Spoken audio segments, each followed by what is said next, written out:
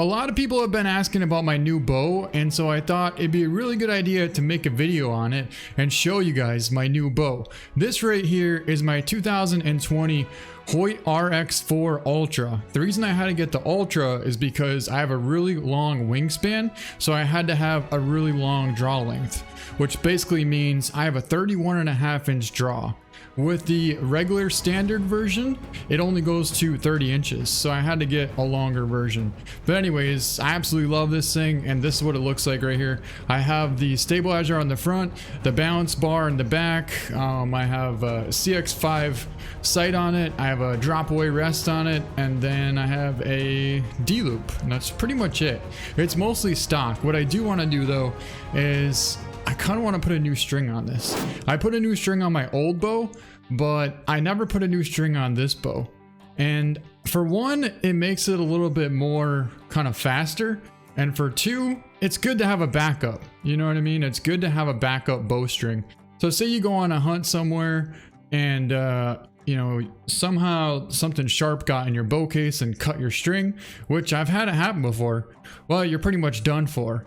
But if you have a backup bowstring, all you gotta do is find a bow shop nearby or somehow get a bow press and you're good to go. You can put a new string on just like that, get back out to your hunt and take a couple practice shots and you should be good to go. Oh, there's one thing I didn't say as well. I do have a 5-pin sight.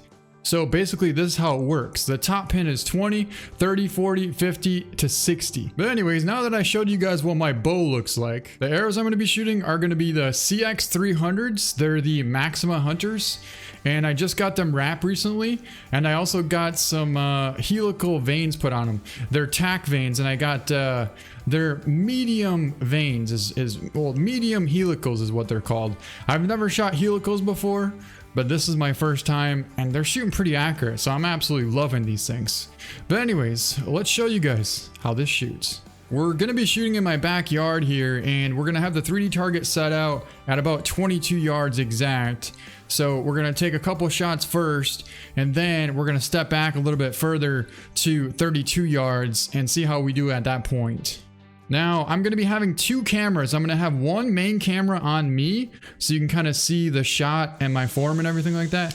And I'm going to have my GoPro on the target, so then you can see the shot placement and kind of the trajectory of like where the arrow's coming from. It should be kind of cool to be able to see the point of entry.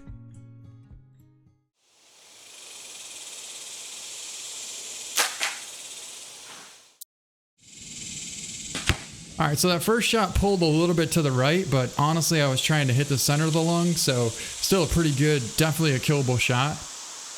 Now my bow is set at 72 pounds, so I'm shooting 70 plus pounds with a 31.5-inch draw, and I think I have like 30-inch arrows.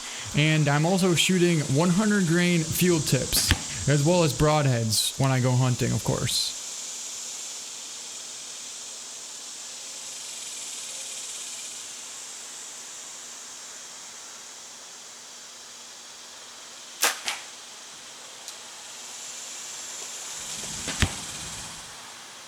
Much better.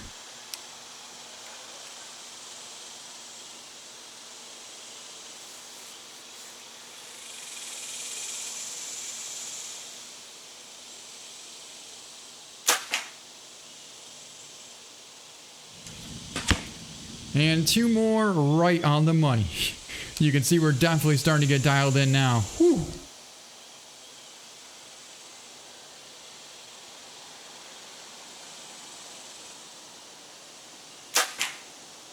All right, so now we're gonna step back a little bit to 32 yards. Now we're gonna try and focus on only hitting the heart this time. So every single shot should be right on or inside of the heart.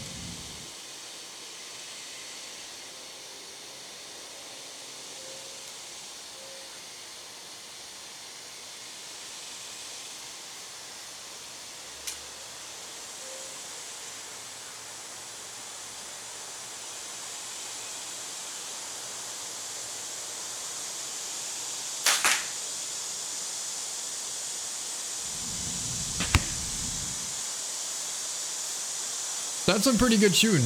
We put all 3 arrows around or inside of the heart at 32 yards. That's some pretty good shooting right there.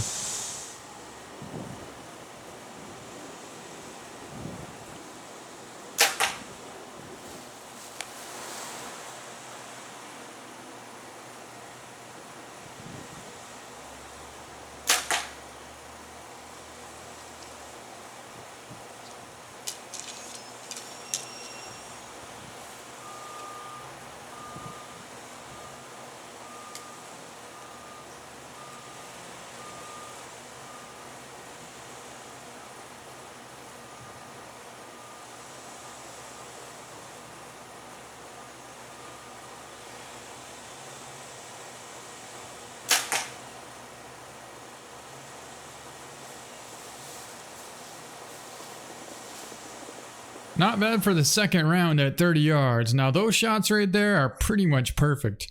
All 3 of those shots were almost exactly where I wanted them to go, and they pretty much hit the arrow every single shot. So a super tight grouping.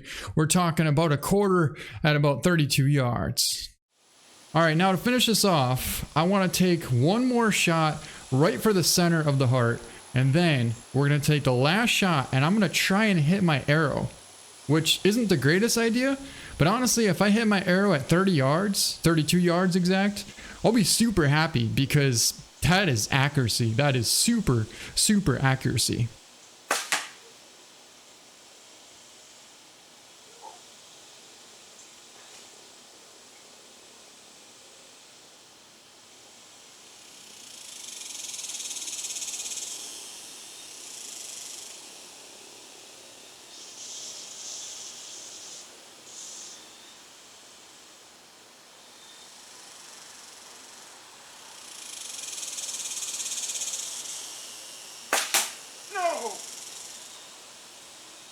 I can't believe we just hit the arrow. I mean, yeah, 20 yards you could probably hit the arrow, but 30 yards to slap arrows in the center of the heart is so difficult, and I am super psyched about that.